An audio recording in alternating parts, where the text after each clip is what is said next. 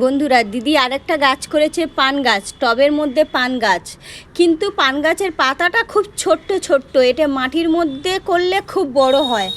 আমিও বুঝতে পারিনি প্রথমে, এত পুচকে পুচকে পাতা কি করে পান গাছ হয়। তো বলছে হ্যাঁ রে, এটা পান গাছ, এটা টবের মধ্যে হয়েছে। আর মানে হয়তো ভালোভাবে করতে পারিনি, একটু সার টার দিতে হয়, খুব ভালো করে যত্ন করতে হয়, তবে হবে। কিন্তু দেখো পান গাছটা কীরকম বৃষ্টির জল পেয়ে বড় হয়েছে, দেখো কত দিকে চারিদিকে ছড়িয়ে গেছে। দেখাবো, এই দেখো এদিকেও আবার বেয়ে চলে এসছে। এই দেখো এদিকে আবার সেই সাপের মতন বেয়ে চলে গেছে। এই দেখো এই দিকেও বেয়ে চলে এসছে, দেখবে আরেকটু পাতা এদিকেও চলে গেছে, এটা অন্যদিকে। এই দেখো, দেখেছো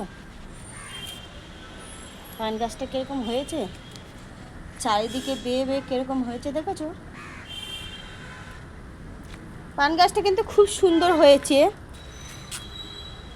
এবারে খাওয়া যাবে তুলে তুলে। তো একটা দেখি, আমি তাহলে খেয়েই দেখি, খেয়েছিলাম আগের বারে, তো আরেকটা খাই।